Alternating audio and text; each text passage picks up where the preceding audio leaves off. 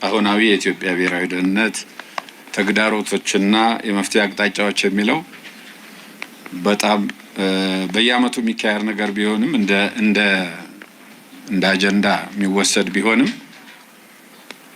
በመሰረቱ ግን ደግሞ አሁን ባለንበት ሁኔታ በጣም አስፈላጊና ወቅታዊ የሆነ አጀንዳ ነው።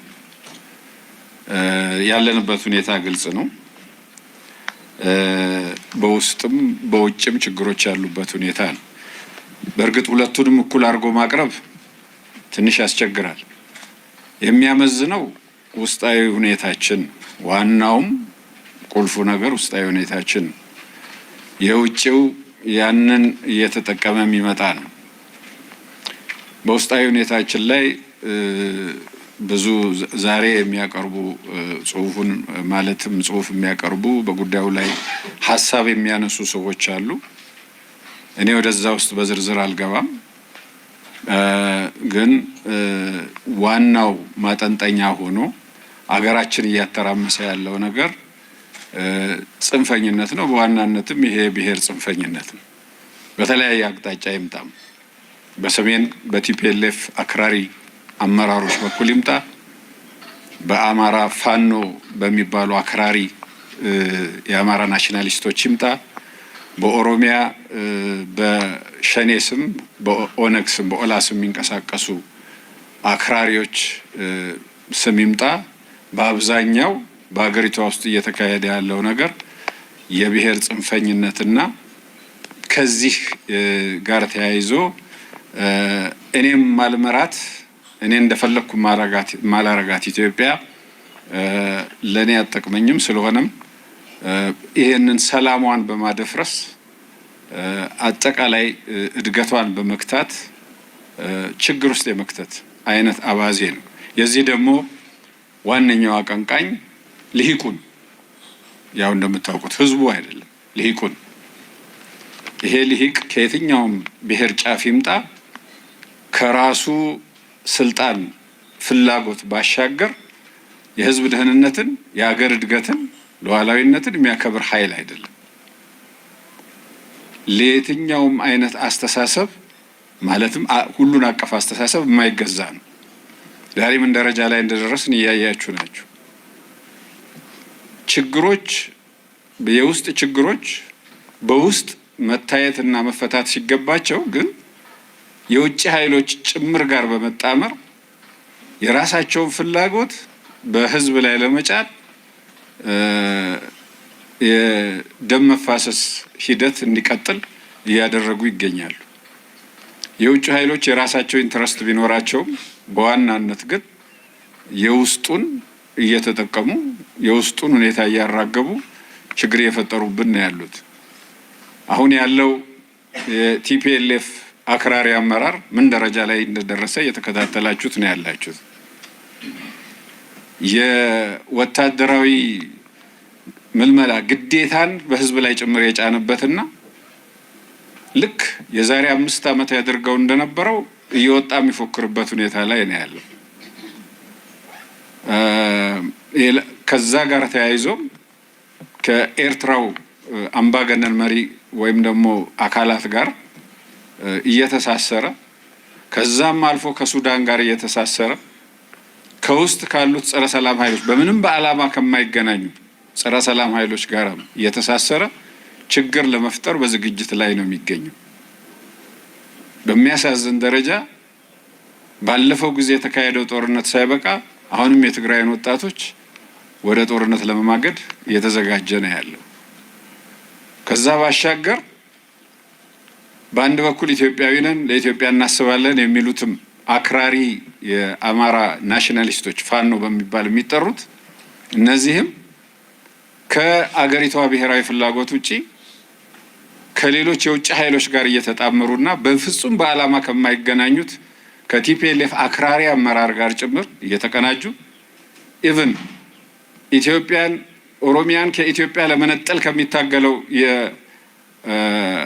የሸኔ ከሚባለው የሆነ ክንፍ ጋር ጭምር እየተቀናጁ የሚሰሩበት ሁኔታ ነው እየታየ ያለው።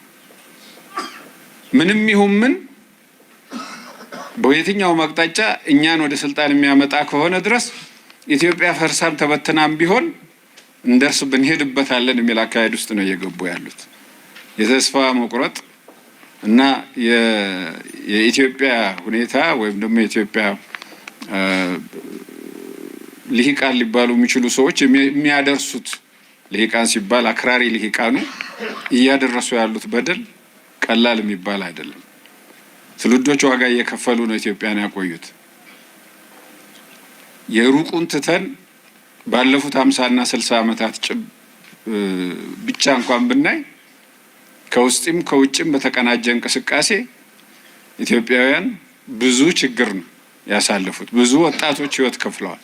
ብዙ ወጣቶች አካላቸውን አጉለዋል። ዛሬም ግን ያ ዑደት እያቆመ አይደለም። አሁንም በስልጣን ጥመኛ አክራሪ ናሽናሊስቶች ምክንያት ውስጣችን እየታመሰ ነው ያለው። አገሪቷ ቅድም እንደተባለው እንደተጠቀሰውም በቂ የተፈጥሮ ሀብት ያላት በቂ ፖቴንሻል ያላት ሀገር ነች። ለሁላችንም ይበቃል። ባንቃማም ይበቃናል። ግን የልሂቃኑ ስስት እኔ ብቻዬን ካላስኳት ከሚል አስተሳሰብ ግን ወጣቶች ህይወት እንዲከፍሉ አገር እንድትደማ ያለን ሪሶርስ ወደ ሰላም ሳይሆን ወደ ጦርነት ብቻ እንዲውል እየተደረገ የቆየንበት ሁኔታ ነው ያለው። በደርግ ዘመን ያው $6 ቢሊዮን ገደማ ብድር ነበረባት ለመከላከያ አብዛኛው ከቀድሞ ሶቪየት ህብረትና ከምስራቅ አውሮፓ ሀገሮች የተበደረችው ኢትዮጵያ በራሷም ወደ $5 ቢሊዮን ነው የጨመረችው። ይሄ ተደምሮ ሲታይ ወደ $11 ቢሊዮን ነው ለጦርነት ወጪ ሆነው። ይሄ ገንዘብ ለልማት ውሎ ቢሆን ወደ 2000 አንደኛ ደረጃና ሁለተኛ ደረጃ ትምህርት ቤቶች ከ100 በላይ ሆስፒታሎች ከ10 ያላነሱ ዩኒቨርሲቲዎችን መገንባት የሚያስችል ነበር። ኢትዮጵያ ከማደግ ይልቅ በእንደዚህ አይነት ሪሶርሷን በውስጥ ችግር ላይ በማዋሏ ምክንያት ከአካባቢው ወይም ደግሞ ሌሎች ከደረሱበት የእድገት ደረጃ ዛሬ የት ትደርስ እንደነበር መገመት አያስቸግርም። ያ ሳያንሰን ባለፉት 5 ዓመታት ብቻ እንኳ ያወጣነው ወጪ ደግሞ እጅግ ከባድ ነው። ይሄ ወጪ ለልማት ውሎ ቢሆን ኖሮ የት ያደርሰን ነበር? ከዚህም ባሻገር በአገሪቷ ተቋማት ላይ ያደረሰውም ጉዳት ቀላል አይደለም። አገር እንደ አገር እንዳይቀጥል ተቋማት ተጠናክረው እንዳይሄዱ የደረሰው በደል ቀላል አይደለም። በመከላከያ ላይ በራሱ አክራሪ የቲፒኤልኤፍ አመራሮች ባደረሱት ደግሞ በወሰዱት የጥቃት እርምጃ ታስታውሱታላችሁ። የጠፋው ንብረት የጠፋው የመከላከያ ትጥቅ እንደ ተቋም የደረሰብን ጉዳት በጣም ከፍተኛ ነው። ይሄ ሀገር ሀብት ነው። የሀገር ሀብት ነው እየወደመ ያለው። እነሱ ወደ ስልጣን ሲመጡ ኢትዮጵያ፣ እነሱ ከስልጣን ሲወርዱ ደግሞ ማትፈለግ ኢትዮጵያ እየሆነች ስለሆነም ለውጭ ጠላት በሚያጋልጠን ደረጃ ውስጣችን እያዳከምን የሄድንበት ሁኔታ ነው ያለው። መከላከያ ራሱ በዚሁ በአጭር ጊዜ ውስጥ እንኳን በ50 እና 60 ዓመታት ውስጥ 2 ጊዜ 3 ጊዜ ፈርሶ የተሰራበት ሁኔታ ነው ያለው። ተቋማት በቀጣይነት እንዲገነቡ እስካልተደረገ ድረስ ሀገር ሊቀጥል አይችልም።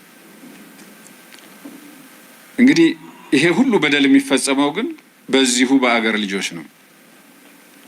ችግሮቹ በሰላም የማይፈቱ ሆነው አይደለም፣ ግን አክራሪ አቋም በመያዝ ለውይይት እና ለመግባባት እድል ከመስጠት ይልቅ ለንትርክ እና በነፍጥ የመፈታተሽ ጉዳይ ስለሆነ ይሄ ደግሞ ከቆየው አካሄድ ጀምሮ ተያይዞ የመጣ ስለሆነ ትውልድ ዋጋ እየከፈለበት አገር እየደማ ከእድገት ወደ ኋላ እየቀረን ህዝቦቻችን ከድህነት ወጥተው ልክ ሌላው ዓለም እንደደረሰበት በሰላምና